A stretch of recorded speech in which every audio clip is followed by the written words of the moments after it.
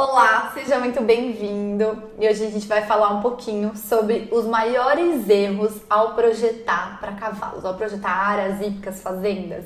Eu costumo falar sempre bastante, eu tenho muito conteúdo sobre o que fazer, como deve ser, né? Se você maratonar o meu Instagram e o meu YouTube, vão ter muitas dicas de como deve ser um aras, de como deve ser uma hípica e do que ele deve ter. Mas uma coisa que eu nunca falo é sobre os erros na hora que a gente vai projetar, sobre aquelas armadilhas que a gente tem que tentar evitar, que todo tipo de projeto tem, seja ele residencial, seja ele de interiores, e não é diferente nos projetos de áreas. Então a gente tem que se atentar bastante para não cair nessas armadilhas.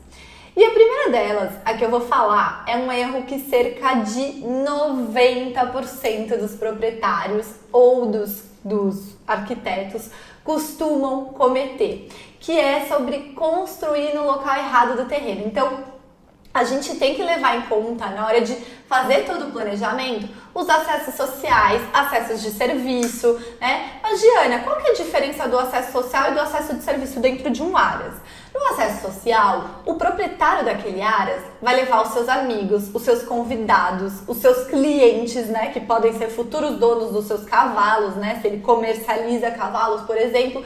E no acesso de serviço, a gente vai ter que deixar prevista, né, uma forma de facilitar as entregas, né, os suprimentos dos cavalos, porque para cavalo as coisas são um pouquinho, né, maiores, a escala é grande. Então, quando eu vou comprar uma ração para o meu cachorro, por exemplo, eu vou lá no Agropet e compro um saco de ração, coloco no meu porta-malas e está resolvido. Agora, imagina que eu tenho uma baia, uma cocheira com 20 cavalos. Eu vou precisar de ração para 20 animais. E agora, compare um pouco o tamanho de um cavalo com o tamanho de um cachorro. Muito provavelmente o cavalo come bem mais, não é? Então, a gente vai ter que pensar também nesses acessos, nessa separação, porque os suprimentos do cavalo vêm em grande quantidade e eles vêm em caminhão. Então vem um caminhão fazer a entrega da ração, vem um caminhão fazer a entrega do feno. E aí imagina se você tem um convidado chegando junto com um caminhão precisando manobrar e o seu convidado não consegue passar na via.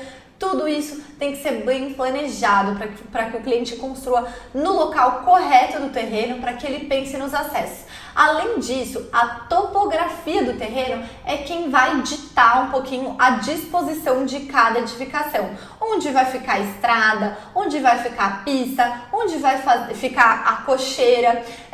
Muitas vezes a gente tem nós e até os nossos clientes que vão projetar têm uma expectativa para aquele terreno. Então eu cheguei, nossa, aqui tem uma vista linda para eu colocar minha cocheira e ali a minha pista, mas a topografia não ajuda. A gente tem que ouvir o terreno é quem vai dizer onde é que vai ficar cada coisa. Então, evite fazer essas construções, né? Por exemplo, a pista em uma área baixa, onde eu vou levar toda a água daquele terreno inteiro e vou alagar aquela pista e aí vai ficar impossível um proprietário conseguir montar depois de uma semana chovendo. Por exemplo, é um tipo de coisa que pode acontecer. Então, a gente tem que ter muita atenção para não construir no lugar errado do terreno quando a gente for projetar para cavalos. Outro erro bastante comum que a gente pode encontrar é utilizar a orientação norte-sul para as cocheiras. Isso acaba sendo meio que um mito conhecido. Existem algumas lendas sobre esse assunto, vamos dizer assim, né? Então, muitas pessoas acreditam que a orientação norte-sul é a melhor orientação para uma cocheira. Isso pode ser verdade em alguns casos, né? Mas não necessariamente é uma regra. Pode ser que naquele determinado terreno, combinando insolação com ventilação, com topografia, a melhor orientação cale de ser norte-sul, mas isso não está longe de ser uma regra. Então, uma vez eu estava fazendo uma reunião com um empreendedor que queria construir uma hípica e, para quem não sabe, uma hípica, ela tem o foco no treinamento dos cavalos, né? Uma hípica é como se fosse uma academia de esporte para animais. E aí esse proprietário, ele queria fazer essa hípica dentro de um loteamento, que é um projeto que tem sido muito comum, né? Os loteamentos, eles não querem mais fazer só uma área de lazer com piscina, eles querem ter um diferencial, eles querem ter algo que convide o público para ir para lá. Então, é muito comum eles quererem agregar mais valor construindo essa parte da hípica. Então, lá no loteamento, o proprietário do loteamento virou para mim e falou assim: olha, mas me falaram que eu tenho que evitar o vento sul para os cavalos. O vento sul não pode estar posicionado num lugar que a cocheira capte esse vento e ele vá para dentro das baias. Gente, a gente mora no Brasil. O Brasil é um país tropical, onde faz calor 90% do ano, né? Exagerando um pouquinho. Mas o que eu quero dizer para vocês é que muitas vezes a gente encontra um cliente que tem esses estigmas, né? Que a gente precisa saber nortear, precisa saber falar. Cada propriedade, ela é diferente, o vento, ele é diferente em cada lugar, e às vezes tem essa certa lenda, essa certa crença de que ali o vento sul no inverno é forte. Nem sempre é verdade. Hoje em dia a gente tem o Google aí para pesquisar, para ter muitas bases de dados para conseguir entender se aquele vento é realmente predominante ali, mas o vento e o frio dificilmente vão ser uma preocupação aqui no Brasil. Para quem não sabe, o cavalo ele só começa a sentir frio abaixo de 0 graus. É muito difícil a gente ter temperaturas abaixo de 0 graus em grandes períodos aqui no Brasil, né? E são poucos lugares que as temperaturas chegam a esse nível, né? Chegam a esse grau.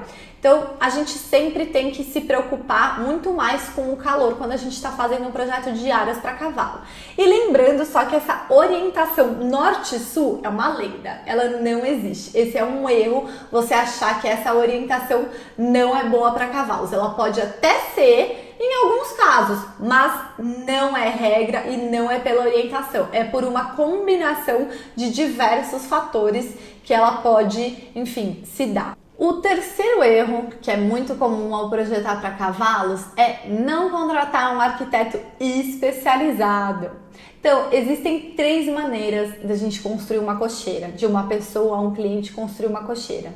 A primeira é ele contratar um empreiteiro para só executar, só colocar a mão na massa e construir exatamente tudo aquilo que ele pensou, que ele planejou, né, na mente dele, que ele imaginou. Ou ele pode até pegar algumas fotos e pedir para o empreiteiro copiar. Essa é uma maneira que existe e por muitos anos lá atrás foi assim no Brasil, porque para quem não sabe, as áreas rurais elas não precisam de uma aprovação formal na maioria dos lugares, como as áreas urbanas, né? Uma aprovação formal de projeto, com RT emitida, com tudo certinho, né? Então era muito comum que antigamente os proprietários construíssem tudo meio nas coxas, assim, meio, né? Um empreiteiro ali, sem ter uma RT, sem ter um engenheiro estrutural e sem ter um projeto adequado de arquitetura. Hoje em dia é muito difícil isso acontecer, mas ainda acontece por conta dessas questões de aprovação da zona rural.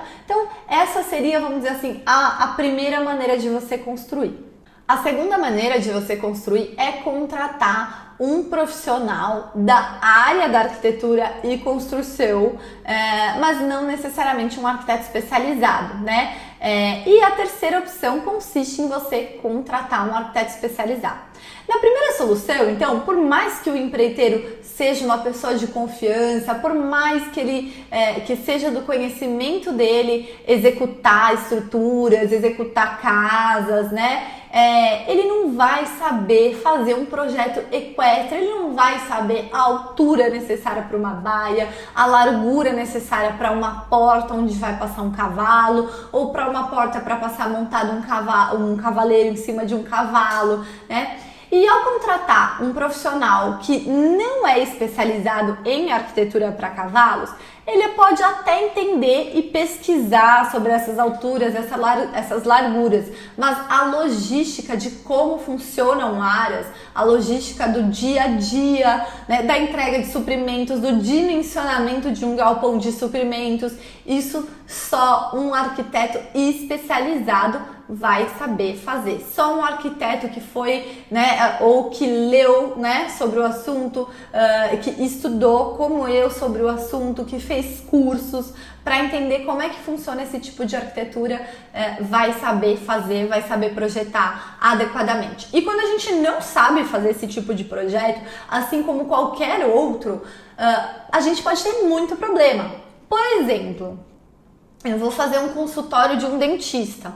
A gente tem uma série de normas que precisa seguir para projetar esse consultório, né? Por exemplo, o piso não pode ser um piso de madeira, ele precisa ser um piso lavável. Se eu vou lá e coloco um piso de madeira no consultório do dentista, a hora que ele vai pegar o alvará dele de funcionamento, a fiscalização não vai dar. Por quê? Porque aquele piso não é feito para aquele tipo de atividade. Então, da mesma maneira, pode acontecer com o cavalo. Não que vá ter uma fiscalização, mas a gente pode ter graves acidentes e sérios acidentes, né? Os cavalos, eles são criaturas dinâmicas, eles se mexem muito, eles assustam fácil, eles escorregam. Então, se não tiver o piso adequado, se não tiver a largura da porta certa, eu posso causar um acidente seríssimo com cavalo, com cavaleiro, com manipulador, com as pessoas que estão naquele ambiente, se não for corretamente projetado.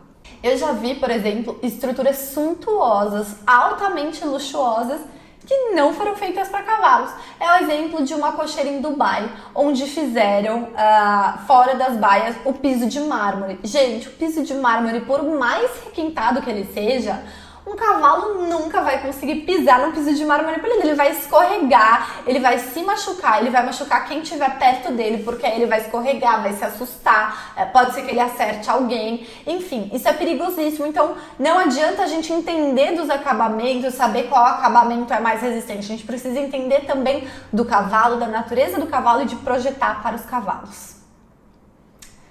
Bom, e o quarto erro, muito comum, ele está intimamente ligado com não contratar um arquiteto especializado, que é subdimensionar estruturas.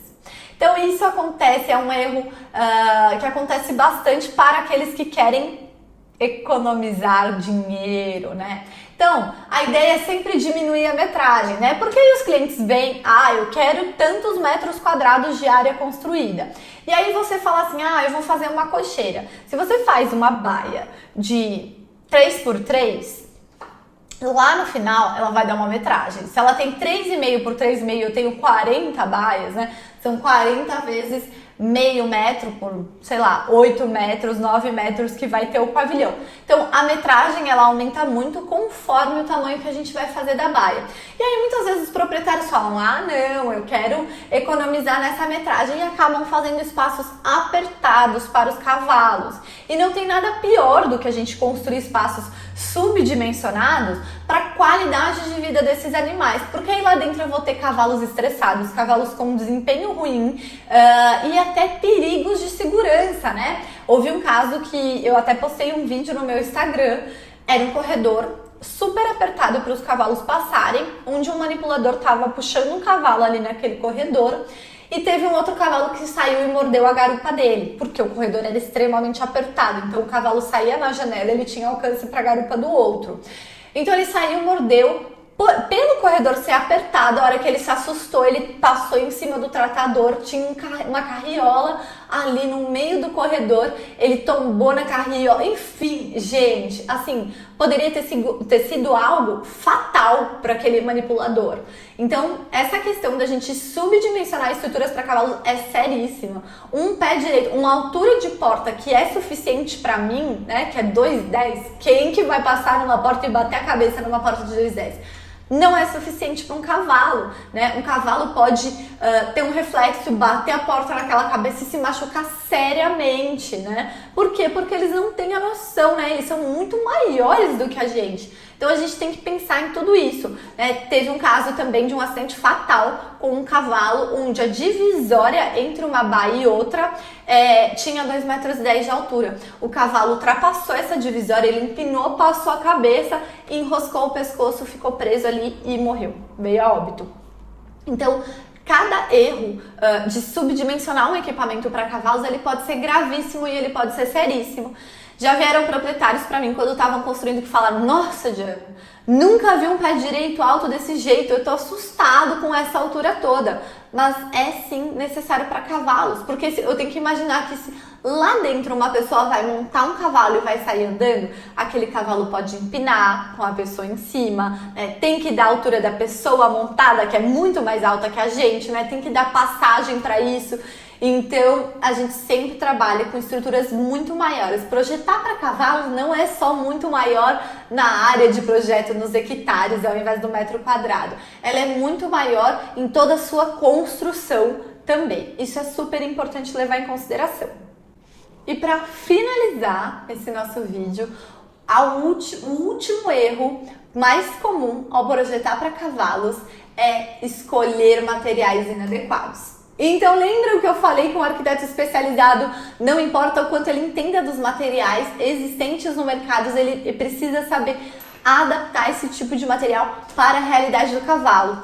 Então, é inegável que os pisos e as camas emborrachadas oferecem muito mais conforto para o cavalo. Por quê? Porque é antiderrapante, porque é macio. Então, ao optar por uma cama emborrachada, por exemplo, eu vou estar garantido que o animal ele tem um bem-estar, eu vou estar prevenindo doenças que podem ser causadas pelo impacto constante junto com o concreto. Então, a gente tem que saber utilizar os materiais adequados. Não basta eles serem resistentes. Então, por exemplo, é muito comum eu ver o uso da pedra. Aquela pedra que a gente vê muito naquelas chácaras, né, de 20, 30 anos atrás, que é a pedra folheto. É tipo um paralelepípedo grandão, né? Ele é meio irregular, às vezes ele tem um tom meio marrom, rosado, até. A gente vê muito esse tipo de piso em áreas rurais. E esse tipo de piso não é adequado para cavalos. Por quê? Apesar dele ser muito resistente, e eu acho que na escolha do material teve um pouco dessa filosofia. Cavalo vai pisar, vai ter bastante impacto, o cavalo é pesado, o piso precisa ser resistente, eu vou colocar um piso de pedra. E é uma escolha totalmente errada, que é prejudicial. Por quê? O cavalo, embaixo do casco dele, ele tem a ferradura, né? A ferradura é feita de ferro. O ferro, em contato com a pedra, ele escorrega demais. Então precisa ser um piso super antiderrapante, né? Porque essa pedra folheta, ela é meio lisa. E o que acontece também? A superfície da pedra, ela é muito irregular, né? Ela é toda assim. A gente tem essa altura nossa, a gente tem o nosso pé, né? O nosso pé falam que é mais ou menos desse tamanho do nosso antebraço. Então a gente tem uma grande superfície de apoio para poder se equilibrar. O casco do cavalo, ele é um pouquinho maior que isso, né? Que a sua palma da mão fechada. Então imaginem um cavalo daquele tamanho ter que se equilibrar nos cascos pequenos, né? Qualquer saliênciazinha que tiver já vai fazer com que ele escorregue, com que ele se desequilibre. Então o piso ele precisa ser um piso regular, mas ao mesmo tempo ele precisa ser um piso antiderrapante também para que ele não escorregue. Então as pedras, apesar de elas serem resistentes, elas não são regulares e também não são antiderrapantes, né? Porque a superfície delas às vezes é escorregadia, dependendo da pedra que for. Eu tô falando dessa pedra folheto que eu vejo muito, que é um erro muito comum. Então, quando a gente aplica os materiais corretamente, a gente aumenta muito a segurança de uma área, né? Falando também, por exemplo, das divisórias entre as baias. Se eu colocar uma divisória de gesso, que é muito comum a gente utilizar em casas e apartamentos, o cavalo no primeiro coice, aquela parede de gesso vai cair, vai se abrir. Então a gente tem que saber projetar e utilizar os materiais adequados para os cavalos, adaptar a essa realidade. Bom, acho que é isso. Queria agradecer você que está assistindo esse vídeo até o final, você que participou aí, que está super interessado em saber mais sobre esse conteúdo. Te convido a maratonar o meu conteúdo lá no Instagram, tem muita coisa sobre esse universo de projetar áreas, de projetar para cavalos, hípicas, fazendas, né? Porque a gente tem muitos nichos dentro do nicho da arquitetura equestre. Maratonar o nosso canal no YouTube, que também tem bastante conteúdo. Faço esse convite para você, arquiteto, para você, arquiteta, que quer saber mais sobre essa área que é tão apaixonante que eu trabalho. Um beijo grande e até a próxima!